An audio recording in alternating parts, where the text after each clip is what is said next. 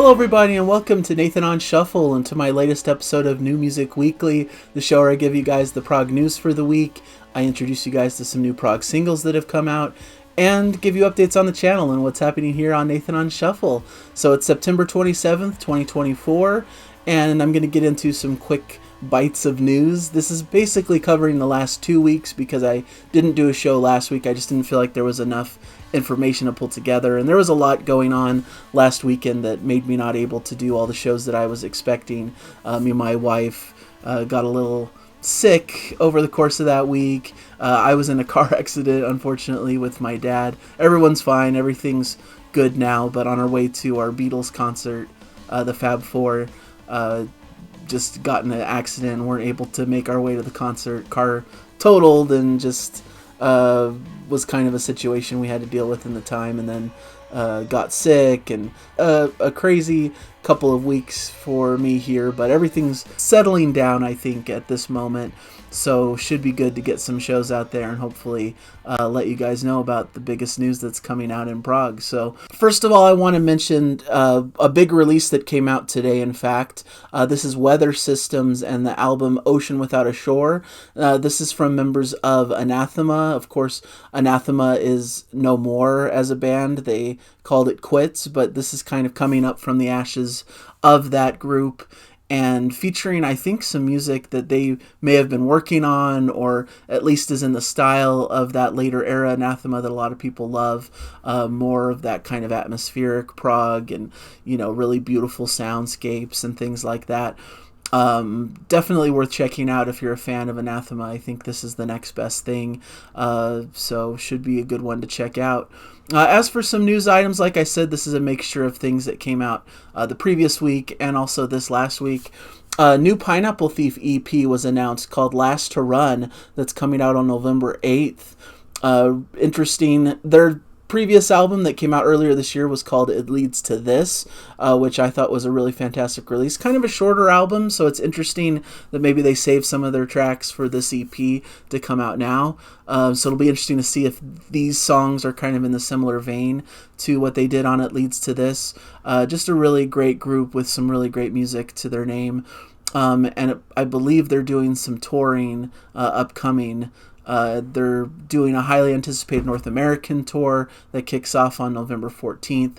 And so I think this EP is sort of something to put out there in preparation for the tour to get people excited.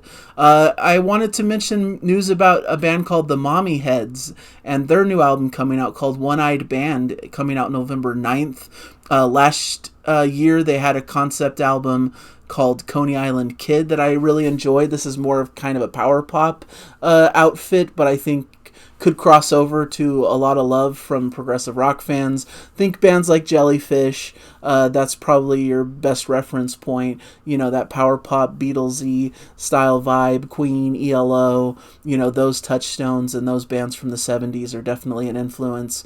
And so it'll be cool to see what they come up with on this new album, One-Eyed Band. So, and they also recently found their original master tapes of their 1989 debut record, and decided to give them a remaster for a re-release that's coming out January 27th next year. So that's something to look forward to from them as well. I also want to mention in the quick hit news here, Opeth pushed back the release of their upcoming album, The Last Will and Testament. It was coming out in October, but now it's pushed to November 22nd.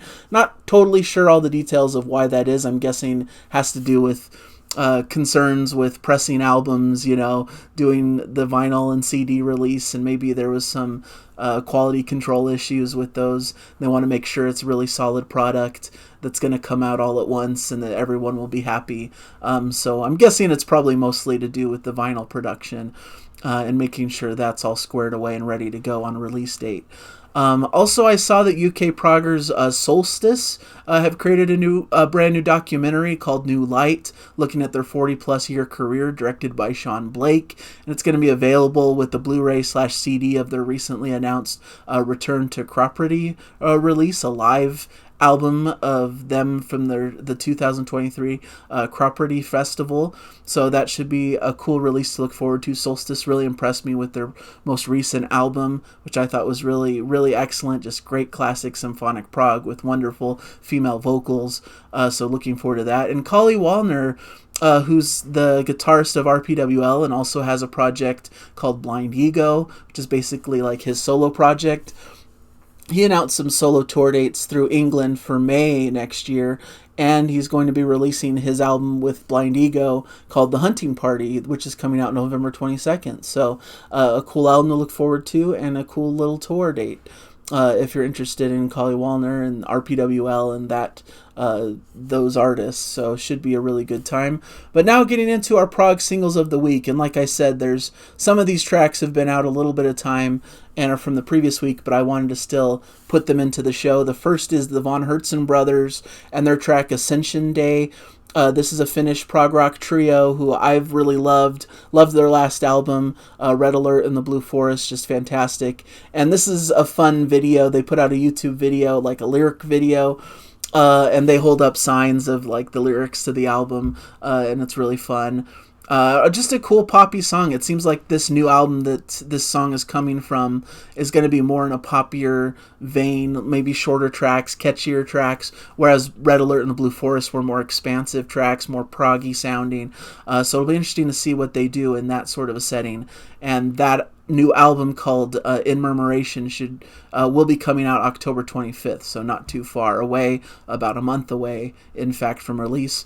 My second prog track here is Vola's Cannibal. Vola has their new albums coming out. Their new album, Friend of a Phantom, coming out November 1st. This track has In Flames Anders Frieden on vocals. So it adds a bit of a heavier tone and a heavier touch. I think there's a little bit maybe of some of the kind of aggressive extreme vocals due to that, but it's just another very big powerhouse song that showcases their talent, big progressive metal act that really showcases some great sides to their sound in this new track. A track from this week, in fact, is Kite Parade's Broken. Kite Parade is the project of Andy Foster, who's just a fantastic musician. This is his third album coming out. The album is called Disparity, and the first two albums are excellent. I love them. They're more kind of in that prog pop vein. Think a bit about It Bites. Really gets you there. Anything John Mitchell-led project, I think, is really indicative of their sound. But just incredible music. And each release just seems to top the previous one. So I really loved their previous album. And they're coming out with like one per year. So it's a really prolific effort from Andy Foster. And this track in particular, Broken, features Lindsay Ward, who's in the group Exploring Birdsong, which is another band I absolutely adore. So there's some cool guest stars coming up on this album. Magenta's Christina Booth is on this record. Zio's Jimmy Palagrossi, bassist Marcin Palladier. So it's going to be a cool release coming out, like I said, October 4th. I believe there's going to be a live stream of it on the Prog Corner, in fact. A little bit of a promotion for Scott at the Prog Corner. They're going to be listening to it live. I don't believe this weekend, but maybe the following live stream on the next Sunday. So should be a cool one if you're looking to want to stream it in some fashion, to listen to it, to see if it's up your alley. Because I don't believe the Kite Parade albums are on streaming services on Spotify or Apple Music. You have to either go to Bandcamp and purchase a download or buy the CD, in fact. So could be a good way to kind of get a taste and a flavor for the new album and see if you want to pick it up. But last year's Retro was just one of my favorites. I thought he knocked it out of the park. Andy Foster is becoming one of my favorite modern day musicians. So really excited. And this track is just beautiful. It's more of a ballad, more laid back, but just beautifully constructed, and incredible vocals from Lindsay Ward, who I absolutely adore. The fourth track here is Devin Townsend's Jainism. This is from his upcoming studio album, Power Nerd. A bit on the heavier side of the spectrum, some really cool, crushing riffs and lush synths, but some atmospheric sections as well. So really great blend and style that showcases some of Devin Townsend's diversity, his crushing heaviness that he can get into, but also some of the more atmospheric elements. It's really great. And I also wanted to mention that Devin announced his project, The Moth, is going to debut on stage with the Symphony Orchestra next year in the Netherlands on March 27th. It seems like this is his next big project that he's been teasing for quite some time. Seems like a really big, expansive, bold project from him. We'll see what future details will hold about that one. Richard Henshaw of the Haken fame, the Haken guitarist Richard Henshaw, has a track called Black Rain coming out from his Mew Volume 2 record.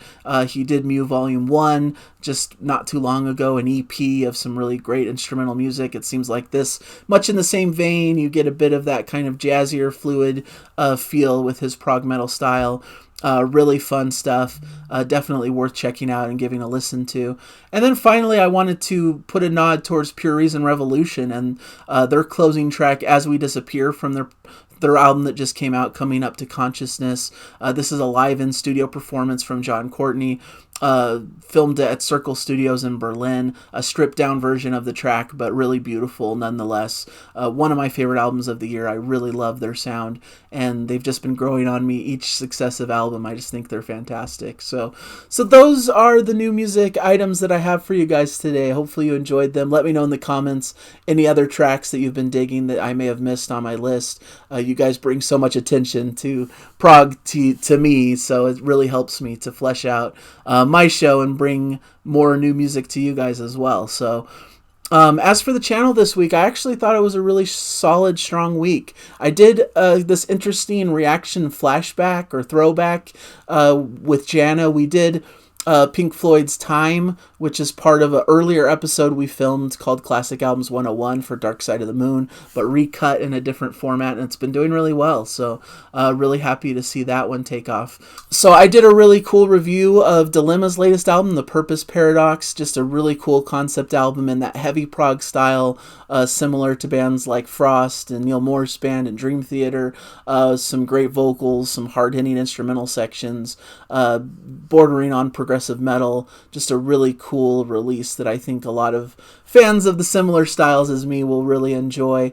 I also did a cool top 5 episode that's been getting a lot of views and people have been pretty happy about, which is bands that I should love but really don't love them, where on paper they're prog bands that you'd think that I'd like based on the other bands that I talk about on this channel, but I just haven't been able to fully connect with them for whatever reason. And like I said, it's more of a me problem. I'm not saying these bands are bad. I think they're actually incredible prog bands, and I really wish that I was more into them because I know there's a lot of talent there and a lot of great stuff to uncover, but it just hasn't really fully fleshed out and connected with me, and for whatever reason. And it's fun getting other people's opinions on what bands fit that mold for them, so I think it's been fun. I'm going to do a bit of a follow-up top 5, which is going to be kind of the reverse side of that coin this upcoming week, so hopefully that will get some good attention as well. I'm hoping to also put out a video of like several recommendations from this previous quarter of music from the last few months, maybe 15 albums or so that I think are worth checking out that I haven't done a review for yet. A lot of people like those as a chance to get a lot of quick recommendations to some new music, so hopefully you guys will watch and enjoy that one as well when it comes out. And I'm really crossing my fingers that this is the week that me and Jana are able to film and get our video out for this Sunday. We want to film part 2 of our John Anderson listen through of our Lives of Sunhillow. We did side 1 of the album, and we plan to tackle side 2 as our next project together.